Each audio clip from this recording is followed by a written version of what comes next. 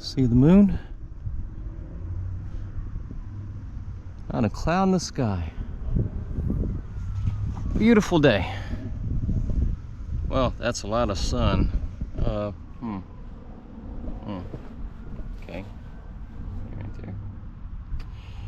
Hey guys, there's one last thing I wanted to bring up on this latest trip up here to Gettysburg. Happy fall to everybody. I am back here. This is still my first trip. I've changed my shirt. I've changed my hat. I didn't need to tell you that, but anyways, there's one last thing I want to address while I'm up here. And by the way, never visit Gettysburg. I've said this before. I hope you'll agree. Never visit Gettysburg without coming to the cemetery. Why? Well, there are plenty of reasons. One, it's beautiful. Nice place to take a walk. It's serene. It's well maintained. And also, you know, personally, I kind of feel like I owe it to the folks who fought here to pay my respects before I leave. That's just me. But there's one last point I want to make here that's been on my mind on this trip. You know, it's funny. These things, you know, sometimes they just lurk in my head, and sometimes they bubble up when I'm here. And I was just thinking to myself, I want to mention one last thing. You know, I've mentioned the fact that, you know, I can only romp around this place so much and tell you so much because I'm not a bona fide expert on Gettysburg. You know, I'm knowledgeable, but, you know, I'm not an I'm no, you know, you know the names I'm going to say. You know, I'm not one of the giants. You know, I'm not extremely authoritative on the matter. I'm knowledgeable. But it kind of brings up a good point that I wanted to make. And that is that there's kind of a hidden reason why there is such an obsession about the little details, you know, people bickering over the little facts about where certain cannon was placed and so on and so forth, and you know, exactly where a certain skirmish line was and so on and so forth, right? When it comes to Gettysburg, when it comes to the Civil War in general, when it comes to World War II, when it comes to all wars in general. And do you know why that is? Have you ever thought about why there's such an obsession with scholarship or little details about any given big war? I'll give you a second. It's so you don't ask the right questions. You don't ask, why was this war really fought? I think most people, you know, without hearing some of my talks at this point, probably understand on an inside level, even if they won't admit it to others or themselves, that that this was a very complicated affair.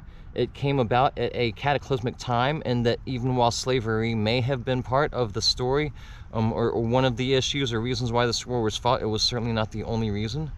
But see, that you know, the folks, them, the powers that be, right? Okay, I can name them. I can name the groups. I can name the, you know, but the people who are in charge, who are running the show, would rather that you get involved with the minutia and that you become followers of, you know, X, Y, and Z, you know, Gettysburg experts on YouTube, and get really involved in what they do, which is get into the minutia of each little battle, down to the little nitty, you know, gritty details, you know, to the regiment level, to, you know, what, you know, captain, you know, uttered these words, you know, at such and such bridge.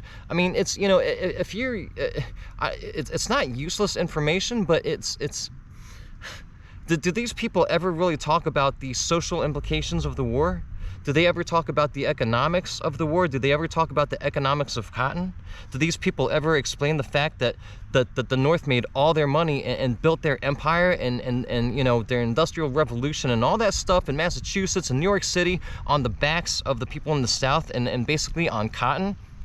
Do these super, you know, knowledgeable folks on Gettysburg ever explain the fact that, you know, while all the cotton was picked in the South, you know, through slavery, the Northerners were just fine with that, and were the ones who were manufacturing it in textile mills, because there were hardly any textile mills in the South? Do these people talk about this stuff?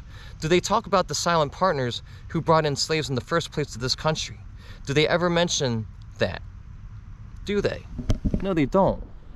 Do they ever mention that, you know, how we didn't have an income tax until the Civil War? Do they talk about those things? I'm not suggesting that they should, but I am telling you that the main love affair with little details of the battle, you know, when it comes to the Civil War or any other war, is, you know, I mean, there are geeks who just get obsessed with that stuff. I mean, great, you know. Again, I'm not one of them, but even if it's not a reason, we can call it a benefit. Can we be okay with that? One benefit of getting involved in the little details of any war is to divert your attention. It's, you know, it's something called diversion. Again, I used to study intelligence agencies. It is a diversion to get you to not asking important questions. How did we really end up there? Was it really just as simple as North and South? Was it really just slavery? Was it just that? How about now? How about where we're at right now? You know, with things exploding and people shooting and you know, apparent, maybe also staged, but apparent, you know, assassination attempts and this on and that, and you know, again, I'm not trying to draw too close a parallel, but how do we get to places like this? Is it really because we're just nasty people? Or is it possible that we're being manipulated for the gain of others?